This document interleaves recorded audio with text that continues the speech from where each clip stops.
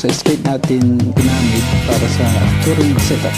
Clutch assembly, yun pa rin tayo medyo mabigat na konti kasi may counterweight lang talaga. Yan, naka-TBC na. Torsion controller para hindi mapilipit yung ating assembly stick.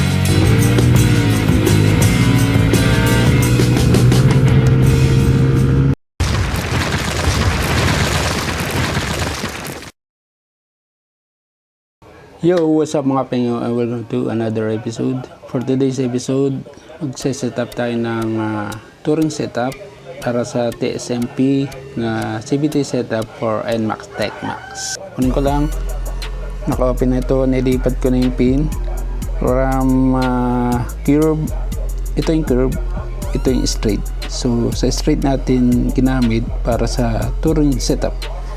Yan, lagay natin. May grasa pa naman, hindi na maglalagay. Okay, ang ikot nito ay pa-slide. Yan, ganyan lahat. Pero pwede pang i-custom to, hindi pa siya sagad. Mga 0.5 mm, pwede pa nating itaas to. Tapos clutch assembly, ganun pa rin, pa ito. Yan, makabal pa rin. Clutch spring natin ay Daytona 1000 RPM. Yan ang gamit natin. Ang kapal, ang tigas din nito. Lightweight na RS8 tarag seat. So sa link na may nagtatanong, i-ano natin sa video, itag ko sa video. And syempre, yung drive pace natin na mukhang paborito ko. Merong weights. Ang ginawa ko ngayon ay yan, alternate na lang. 3 heavy, tapos 2 magaan. Okay naman sa akin, 13.7 degree yung group pala na ito. 3,000 kilometer or 4,000 kilometer. Mabilis siyang lumata. Ito, TSMP to na brand. So, magsa-sun racing tayo. Alam mo, sun racing medyo matigas yung kanyang mga springs. Saka maganda yung kanyang ikot. Ito, layo-layo. Kaya mas madaling lumambot siya. Salamat kay RJ Cruz. So, kapag dumating yung sun racing, stock na Calcal Torque drive ang gagamitin natin. Shoutout ko lang si RJ Cruz, si nag-share. Yan, RJ Cruz nag-share sa akin at palaging nag-update sa akin ng ating testing niya. Ito yung kanyang picture, yung red TSMP na brand na center spring. Ito 1000 RPM na sun racing, yung kulay blue, mas labit-labit, parang maganda siya, mas hindi siya lalambot. Shoutout kay John DC. Counterweight po yan, naka-screw sa die pace, dapat naka TDC ka po saka ikabit yan. Merong ganyan para iwas vibration sa crankshaft.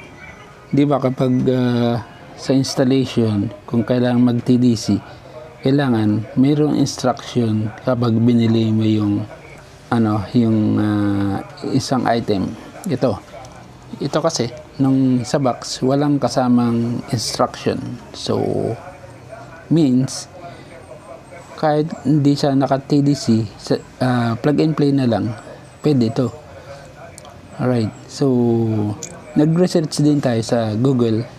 Sabi ko, is TSMP drive pace with weights need to TDC to install? Ito ang sagot ni Google. You do not need to set your engine to top dead center or TDC to install the TSMP drive pace with weights, the CVT SMD, and the timing of engine operates independently. To correctly install TSMP drive pace, focus on the following steps. Keep it seated, kailangan lapat na lapat, tapos proper alignment, installing weights. Yan, kailangan maigpit yung mga weights, yung mga counterweights na nilalagay nyo. Kailangan sobrang higpit para hindi siya matanggal dahil sa mabilis na ikot. Tapos torque properly. So dahil walang kabitan to, siguro tatlong beses na impact rinse ang gagawin natin. Kabisado ka na naman yung pag-impact. So gagamitin pa rin natin itong B9Y. Mukhang sakto naman yung B9Y. Lalagay mo ang ganito. Yan, itaas natin yung weights. Tapos dapat seated. Lapat na lapat.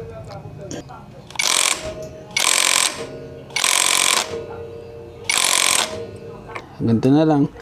Lagay natin to. Tapos gagamit tayo ng torsion controller para hindi mapilipit yung ating center spring. So kapag gagamit kayo ng torsion controller, huwag kayong magbaba or mababa yung RPM ng center spring, kasi kapag nakalagay ito, medyo lumalambot ng konti kasi yung spring nya up and down lang kapag merong torsion controller. Pag walang torsion controller, medyo napipilipit ang center spring ng kanan, yung ilalim, pakanan yung ilalim. Yan. So pag napipilipit ng konti, medyo mahirap siyang umarangkada ng konti, Tapos muhugong muna. Ito yung muhugong muna. Tapos saka mabilis ang takbo. Kumbaga may buwelo siya, may damba. So kapag may torsion controller, medyo mawala yung damba. Hugong muna siya, tapos saka siya rerekta. Walang masyadong damba. Yan, torsion controller. Sa taas ako naglalagay para pag ikot ng torque drive, yung female torque drive, pag ikot niyan ay mapipress mo na yung spring bago umikot to yung torsion controller. Kaya sa taas tayo naglalagay. Tapos lalagyan natin to. Yan. So, lagay na natin. Diretso na.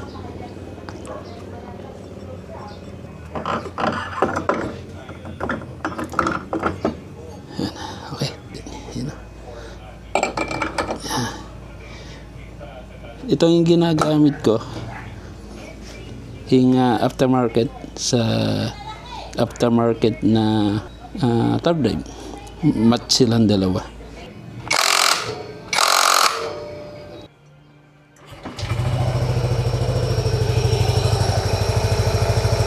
A few minutes later. Yo, what's up mga pingo? Performance time naman tayo. At kukunin natin yung acceleration muna bago tayo mag-review ng TSMP CVT Torrent setup. Fuel consumption from Morong Rizal. So ilan na yung natakbo ko? 35.9 km na ride natin. And meron tayong 41.5 km per liter. 1, 2, 3, go!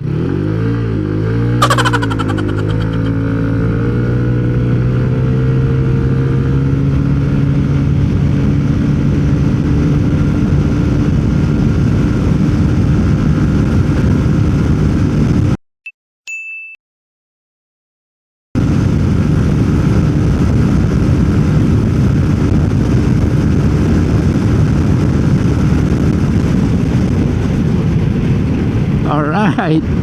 Yo, what's up mga pengo? Performance test na naman tayo. At natest ko na acceleration. Pakita ko yung nakita yung speed, yung time, nilagyan ko ng clock. And sabi ko lang, yung may torsion controller, parang medyo pangit sa pag-accelerate. Saka walang rekta dito sa sa setting ko. Stock engine, stock cam, walang upgrade sa makina. Parang di maganda ang torsion controller. Pero sa cruising speed parang maganda siya. Mamaya paliwanag ko. From stop, then pagpipigain mo, pag pinagama yung throttle, ma-under siya ng 3,000 RPM. Yan, may torsion controller. Pero pag pinaga mo, medyo hugong siya at magkakaroon ng delay. Di ba yung 1,200 RPM na center spring, meron na siyang delay.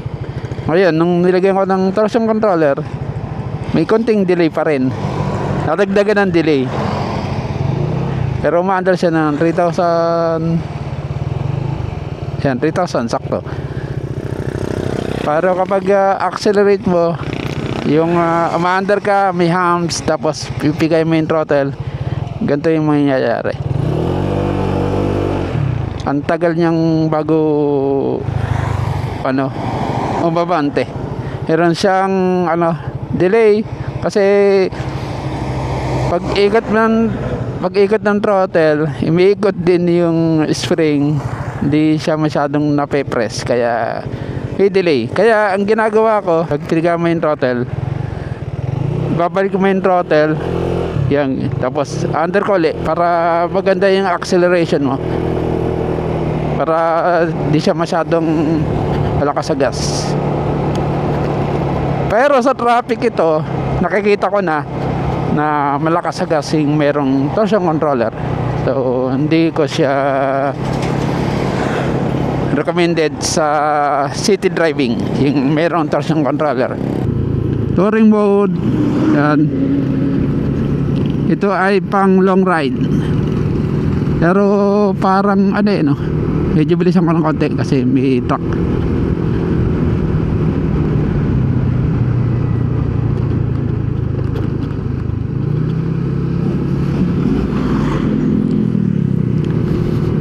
Parang di siya applicable sa rektahan itong naka TSMP na racing. Kulang pa sa buka yung kanyang torque drive, yung open nya. Kailangan pang kalkalin para medyo bumuka. Tapos naka electronic YECVT tayo, kaya may limitation ang pag-abante ng pulley. Kaya siguro hindi siya rumerekta na masyado. Ginawa itong NMAX TechMax para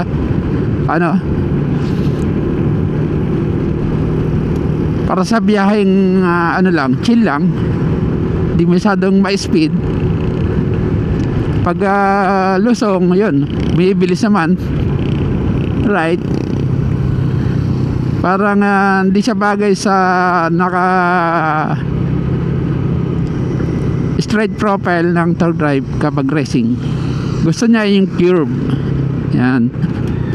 Pero depende sa inyo kung gusto nyo magigil sa straight profile kayo. Tapos itong straight profile ng torque drive, ayaw niya ng 1000 rpm. Sinubukan ko, mahina siya, mahina hatak. Kailangan niya ng 1200 rpm na center spring. Tapos pwedeng 1000 rpm na cross spring, pwedeng 1-2 para sumabay yung paggalaw ng center spring sa paglapat ng clutch lining sa bell. Yan, medyo pound to, tapos naka T-mode tayo. Okay naman yung kanyang hatak, yung kanyang speed, pwede. Kami nasa patag, naka 60 to 80 ako nang naka half throttle, yan. Tapos ang mas gusto niya, nilaro-laro mo yung throttle, ipiga ka, tapos bitaw, piga, bitaw, piga, yan.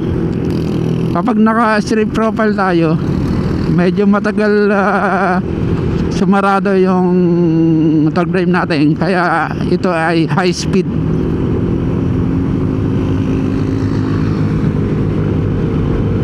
Yan, kahit naka touring mode tayo, okay na okay, no? Kaya lang napansin ko kanina, lusong, tapos nirekta ko, tapos di ko na curve, cornering, di ko maramdaman yung kanyang shift. Mahina siya. Kailangan mo pang dalawang shift bago ka medyo humintok. Kailangan dalawang shift mo, magkasunod na shift bago ka humintok kapag medyo mabilis ka. Halimbawa, naka 80 ka, yan, medyo matagal siyang huminto kahit na naka shift 1 ka. Kailangan mo pang magpreno.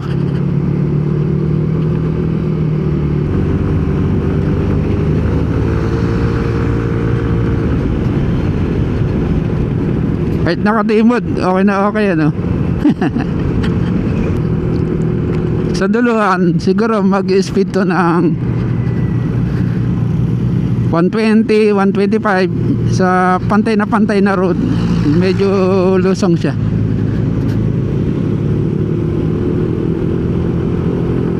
Saka pag nakatimod, medyo matagal yung makuha yung speed. Parang di bagay yung straight profile sa top speed dito sa ano NMAX TechMax. Kailangan naka-curve profile. Paano ito pa real Rampami to real tayo. Alright, kapag naka S mode tapos pinagama yung power, bibigay sa yung power ano. Random mo. Maganda sa cornering. Mahina lang yung ano kanyang shift. Nahinaan ako sa shift, yung downshift saka engine brake. Rigo.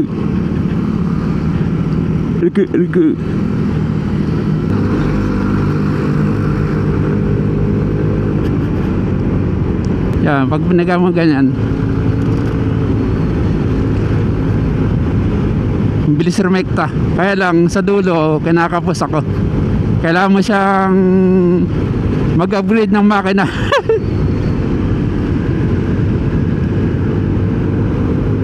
Pero ako ayoko mag-upgrade ng makina. Bibili na lang ako ng big bike, bibili na ako ng X-Max, di ba? Mas feel ko yung naka-clear profile tapos walang torsion controller. Mas masaya ako dun. Baka mas rumekta pa nga ako dun sa walang torsion controller. Pero sa ano, touring speed, okay naman. Low to mid power, okay siya.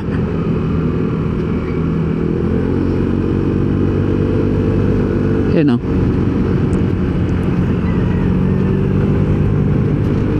Bilis niya eh no.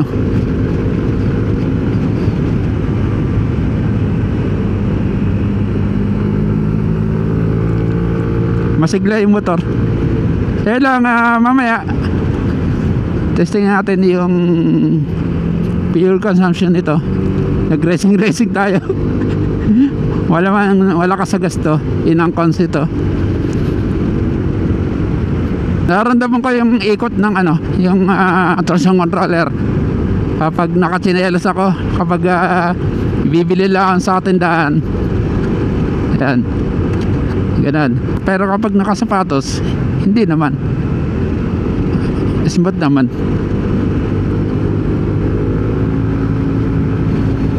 Mas lumakas yung muffler ko, yung sounds. Tapos maganda ito kapag naka-open muffler. Kasi ang gamit natin ay back pressure. Yo, what's up mga pengaw? Nasa Real Quezon ako. And fuel consumption natin 42.1 km per liter. Parang pwede na. Yung kagandaan dito, pag piga mo, kalahating throttle ka lang, naka 70 ka na, tapos ibabalik mo, tapos gas ka uli, off throttle, gas uli, yun. Naka 80-90 ka na, naka off throttle ka lang.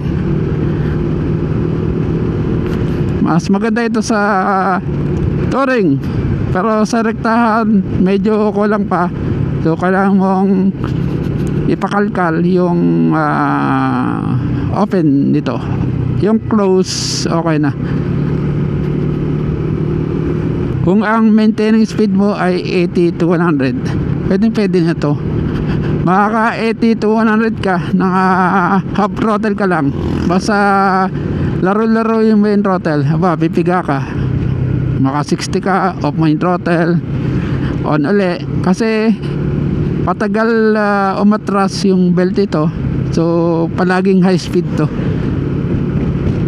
Kaya sa rektahan kailangan mo ng medyo lusong or mahabang kalsada kung gusto mong maka top speed. Saka may bigay yung power nito sa mid. Siguro kung di mo pinakalkal yung torque drive nito, so makaka 120 to. Kangina 116, medyo hirap, medyo maangin.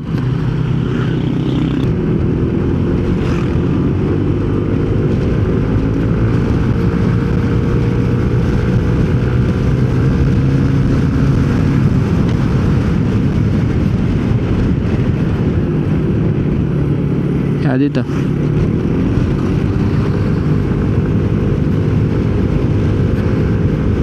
sasaglit yung overtake kahit na naka-timo tayo. Ito gagawin natin, medyo okay na yung kalsada dito, medyo mahaba na. Aba, pipiga ka 60, half throttle ka lang, yan, balik, piga, bitaw, piga. Yan, mga ganyan.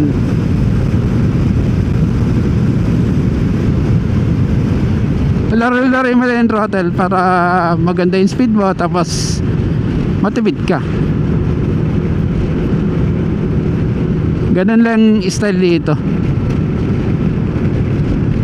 Yo, what's up mga pengo, nakakait na ako from Infanta baba, tapos Infanta taas na to. Malapit na ako sa Jariel's Peak. Galing tayong Pami Laguna, tapos Real Quezon. Ang putik ng motor ko, hindi ko nagasang kahapon kasi baka umulan ngayon, sayang din. And hindi ko muna pinatay yung motor ko, yung makina, hindi ko muna in-off. Check natin yung fuel consumption. Na ride natin is 126.2 km at ang fuel consumption natin ay 40.2 km per liter. Malakas talaga kapag naka-racing torque drive ka. Pero nalaman ko na di ba pagpiga mong ganon, hindi kagad mababa yung speed, rolling pa. Kumbaga umiikot pa yung belt, nasa taas pa ng pulley. So bago bumaba, mga 10 seconds or 5 seconds yan bago mag low speed. Laging high speed siya. And dahil doon, kahit na nakabitaw na sa throttle, ibig sabihin ng bitaw, hindi na ako nakapiga, yung naka-close na yung throttle, ma-under pa yung motor. Kumbaga umiikot pa, kahit na uphill siya, pag bitaw ng ganun, mayroon pang delay na 5 seconds na takbo, or yung speed tumatakbo pa. So hindi ka kaagad pinipiga. So ang pangit lang pag pag bitaw mo ng throttle at galing sa full throttle, hindi ka kaagad pepreno kasi hindi pa ma-atras yung belt. Yan. Pero maganda rin yan kapag touring. Ang gandang gamitin ng ganong senaryo. Sa top speed, hindi siya ayok sa sa ating NMAX Tech Max. Sa mid power, okay, maganda. Konting piga mo lang, kaya 80 to 100 ka na, mga 80 kph yun. Kalating piga ka lang, yun, makakatibig ka pag nakatouring. Pero kapag traffic, malakas sa gasto. Nakatouring ka, yung T-mode, yun, pwede na siyang pang cruising. Hindi mo na kailangan mag-S mode kapag gusto mong pumiga. Yan. Saktong-sakto yung set natin na 1000 RPM na clutch spring yung long hook, tapos center spring natin yung 1-2. Yung torsion controller baka alsing ko na rin, pero meron ako yung siset na stock torque drive. So yun lang yung performance ko. Under muna tayo para meron kayong mapanood sa akin. So, T-mode lang yung dala ko, medyo paon to. Kaya-kanya yung dali ng motor no? Di katulad sa stock na kailangan mo mag S-mode dito pa lang. Ito T-mode, kung kuha natin yung hatak, kapalit lang, plus sa hatak minus sa fuel consumption.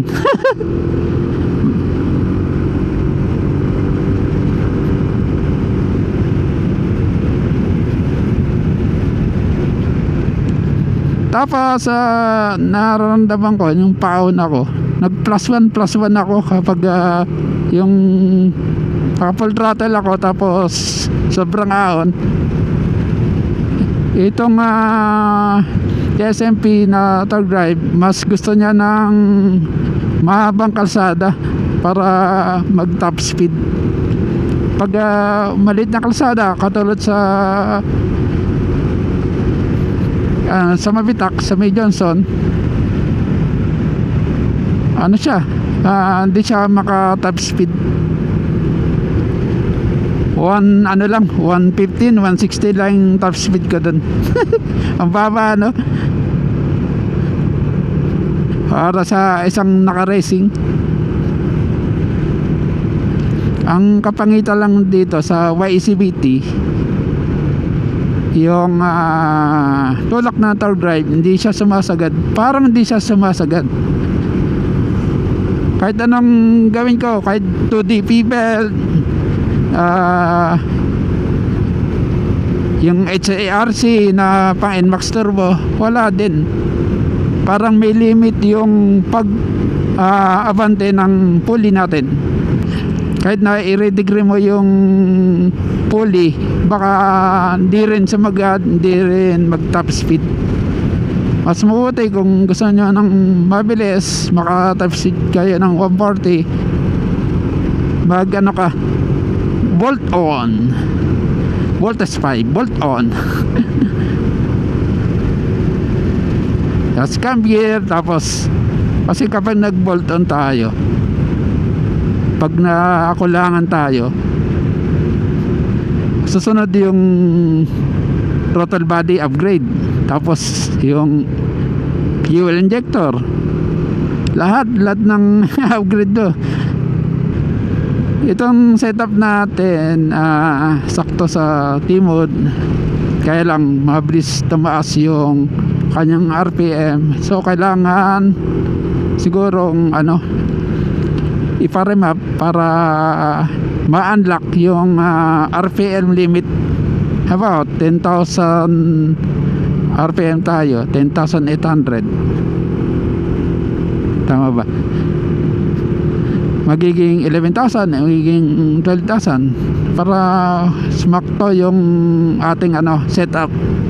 Kulang yung RPM ng stock ECU dun sa setup natin sa DSMP na torque drive saka drive pitch. Kulang na kulang.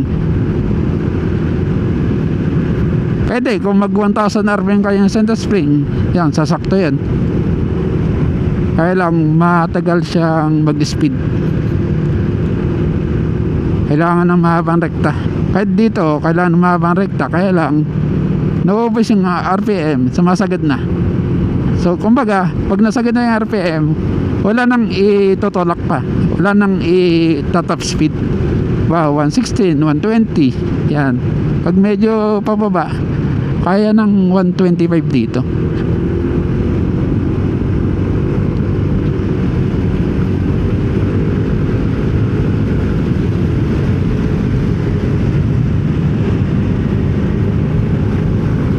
Kaya ng touring mode no.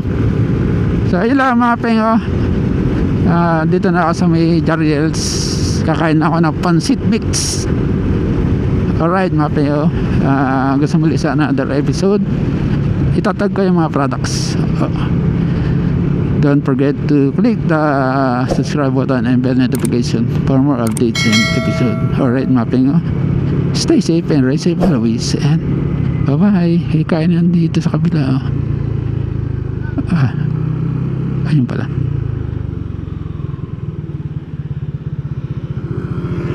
Ano oras na? 11:30.